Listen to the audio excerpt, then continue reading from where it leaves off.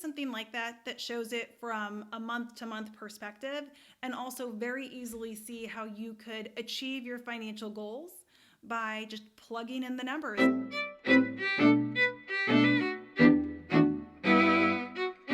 Hi everyone, it is Tina with Picture It Personal Finance. I help small business owners get their money life in order so that they can continue to do the work that they love. Today, I want to talk about something that I love, which is revenue goal planning. We are coming up on a new year, and it is so important to walk into the new year with intentionality. So, how can we do this as business owners? I think the best way to do this is to, like I always say, have an idea of where you want to end up and then take action-oriented steps to get you there. So when we're talking about a business, where you want to end up can really be defined in a lot of different ways.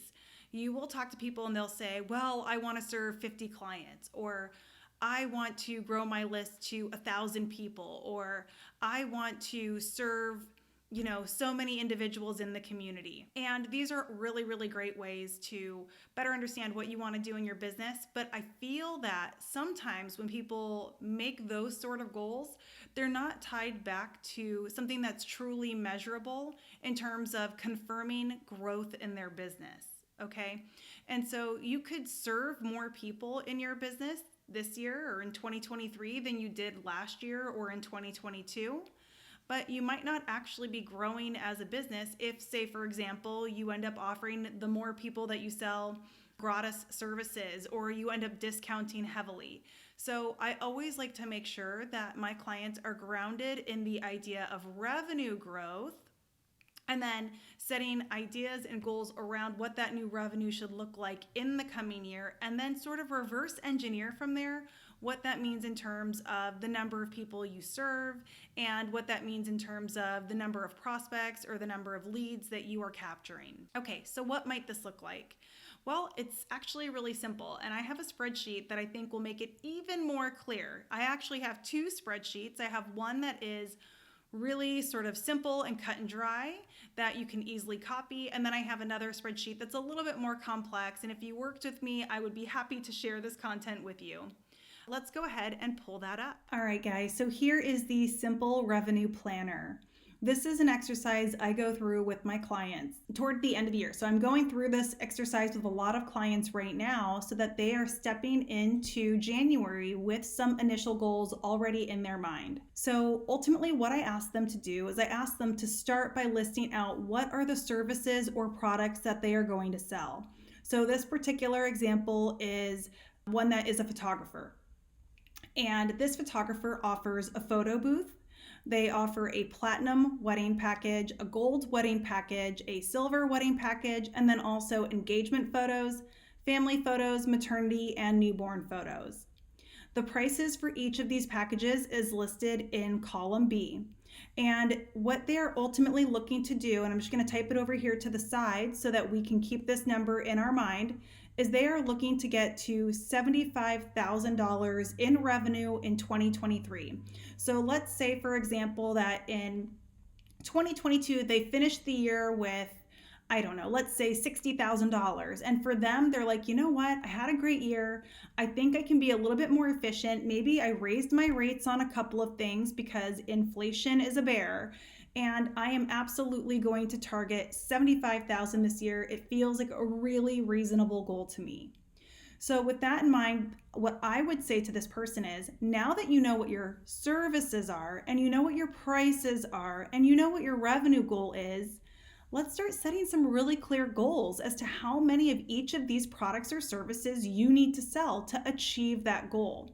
And I have to tell you, I see so many people who just wing it. They say, yeah, my goal is 75,000. And I'll say, how are you going to hit that? And they just don't have an answer. Or they'll say something very basic like, I'm going to sell a lot. Well, what are you going to sell a lot of? And then they get very generic in their responses because it's not clear and cut and dry like it can be if you use a planner like this.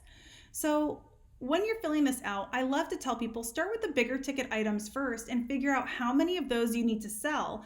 And then perhaps the smaller ones come in there as gravy to help you go above your goal, or perhaps they go in there because you know that every month or so you like to get a few of these individual or smaller package items in, and you have a consistency for selling them as a downsell, or sometimes even as an upsell. Some people come in with the lower price point items and then they get upsold into the bigger packages. That being said, this particular person has 3 wedding packages, and that's like their biggest money maker. And they know that they can sell them really consistently throughout the entire year because of the popularity of winter, spring, and fall weddings. It's not just a summer thing anymore. But they also know that it tends to be when they show people these packages, most people will opt for the 2600 package. So let's say if there are 12 months in the year, let's just start with saying, what if they had 1 standard package wedding a month, which is absolutely realistic. Sorry, I called it a standard package. It's a gold package wedding. In that situation, if they can just sell 12 of those, they have 31,000. But they don't do just 1 wedding a month. This is a person that typically fits in 3 weddings a month.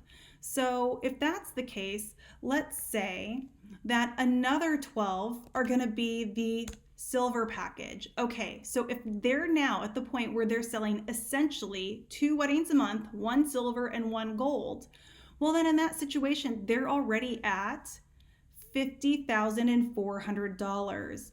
Now, realistically, they know they can do 3 weddings a month. So they're wanting to set some goals and say, you know what?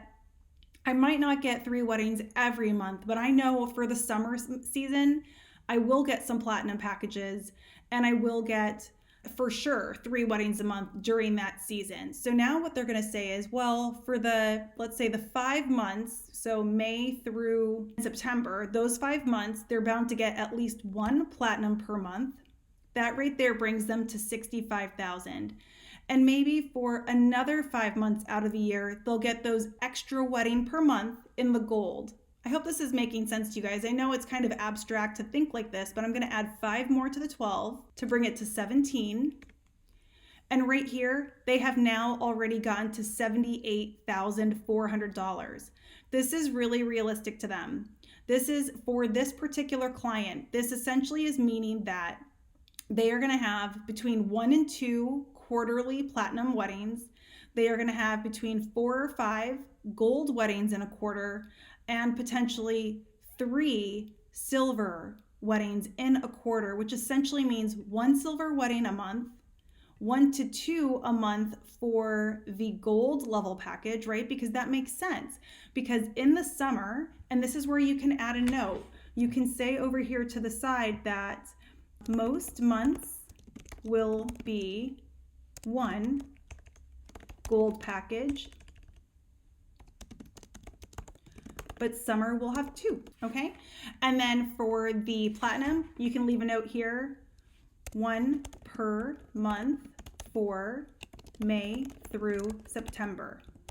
Okay, so now this person has already figured out that if they can sell 1 platinum wedding per month from May through September, if they can sell 1 gold wedding every month, and then an additional gold wedding through those summer months, so May through September, and then if they can do 1 silver wedding every month, they can for sure hit their goal of 75,000 and come in at $78,400. Now, I always like to say to people, when you're scheduling or setting these goals, you want them to feel realistic. Maybe this number gives them some qualms and they're like, I don't know, maybe that's not as realistic as I think it is. What if I don't get that many gold weddings?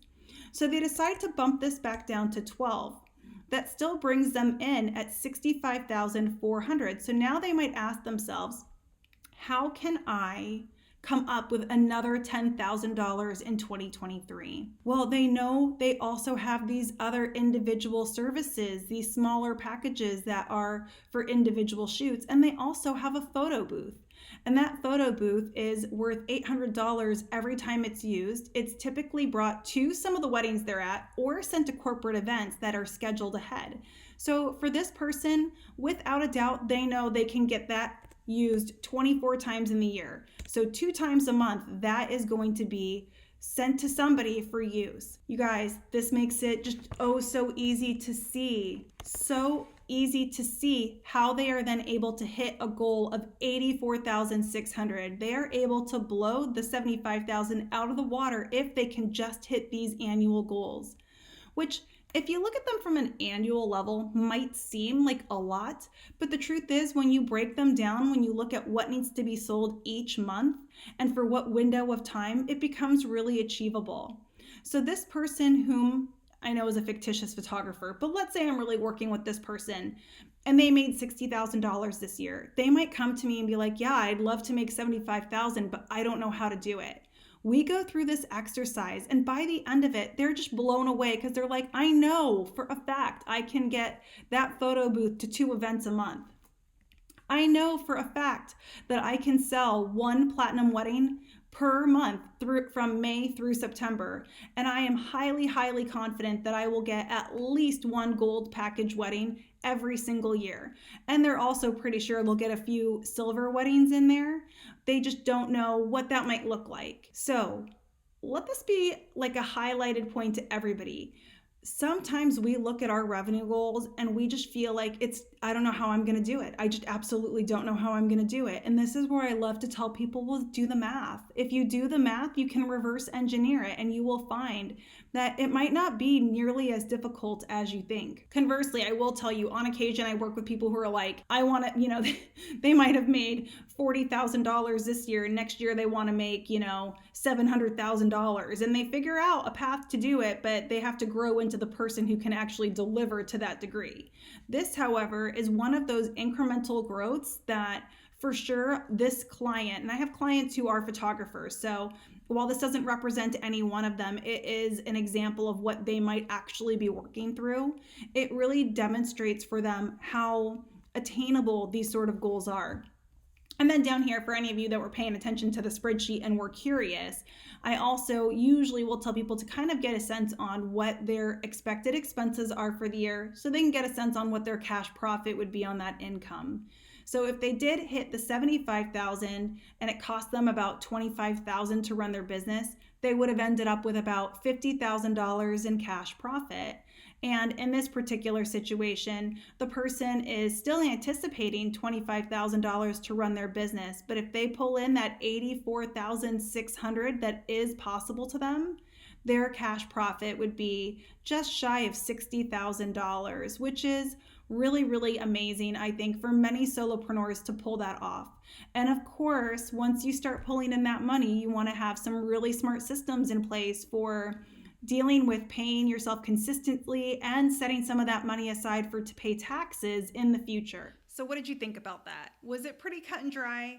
I know that some of you guys have much more complex offerings than that. And frankly, I know that some of you guys are working with subscription models, which is a little bit different than the one-off service offering. However, I think that you could modify that spreadsheet that I showed. You could create something like that shows it from a month-to-month perspective and also very easily see how you could achieve your financial goals by just plugging in the numbers and seeing, okay, how many of each one of these subscriptions do I need to sell in order to hit the revenue goals that I want? And I think it is really important also, and this is a big lesson that I learned in 2022, is to set what I call the good, better, best framework for goal setting. It's actually a pretty common framework, so it's not like I made this up, and there are many people who call it this, but I learned this lesson when I set my 2022 goals. So what happened with me was I originally had a goal of $50,000. And in the end, I was working with a coach and they were like, why are you setting yourself smaller goals? Why not set bigger goals? And so I was like, oh my gosh, you're right, And so I went through the exercise that I just went through with you guys. And this is why I led to the comment of sometimes you set goals that are too big and you have to grow into the person who can achieve them. And so what happened with me was I had originally a $50,000 goal, and then I changed it to a $100,000 goal. And then in order to hit a $100,000 goal, I needed to sell at a certain level every quarter. So essentially I would have had to sell $25,000 worth of services every quarter, which would have essentially been me in Q1 of this year, replicating everything I did in 2021, which I just wasn't that person yet. I didn't know how to sell at that level yet. And even though I had the confidence that it was possible, I didn't yet know how to deliver on that. So about mid-year, I was completely dejected that I was nowhere near the revenue goal, achieving the revenue goal of 100,000 for 2022. And I realized, why am I beating myself up about this? I'm actually on track to hit my original goal of 50,000. Like I could make 50,000 this year, which would be pretty dang amazing because essentially that would mean that I would double what I made in the year prior. And I wasn't happy because I had this really big goal, and I realized that some people love those giant goals. It just spurs them to these really big actions. And some people like me like that spurring to action, but then will beat themselves up if they're not hitting it. So I ended up employing the good, better, best after being coached myself. And I ended up saying, you know what? Good is the 50K. I'm very, very confident that I will be able to hit that. Better would be 75K. Like it'd be dynamite if I hit 75K this year. And then best is the 100K. When people are doing these sort of revenue objectives or setting these revenue goals, I like people to start with setting a goal for what is good and then saying, okay, if I believe it's absolutely good and possible for me to make $75,000 this year, let me now set some stretch goals beyond that. Maybe my next goal is 100,000 and maybe the one after that is 125,000. And then have this sort of thing where you have total confidence you're going to hit your goal, because I do believe a big part of growth in your business is the belief that you are the person who can have a business of that magnitude. And frankly, I mean, I know sometimes people, like I said, want to measure their business based on how many people they serve and how much impact they have in the community. And those are, I think, important things to measure. But what will always tell you the health of your business is really 3 elements. And the number one is your revenue. If your revenue is growing, your business is very likely growing. Now, for those of you who are curious, the other 2 elements for a healthy business that need to be perpetually getting improved and growing are going to be your net profit and also your cash flows. I will talk about those other 2 in future videos, but anyway, I guess stick around and subscribe if you're interested in learning more about those other elements of a healthy business. But for right now, focus on getting those 2023 goals mapped out.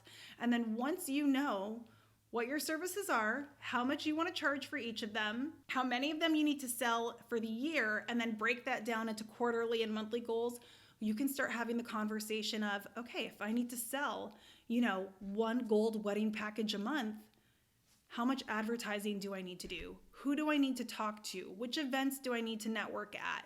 And you start to come up with the action plan of like, how do I actually sell 1 a month? How do I get it in the books? And it really just unfolds very easily from there. I love having brainstorm sessions of the actions I need to take after I have decided what my revenue goal is and I've done the math on what I need to sell for each of my offers. And that is how I set the foundation for my plans for the coming year.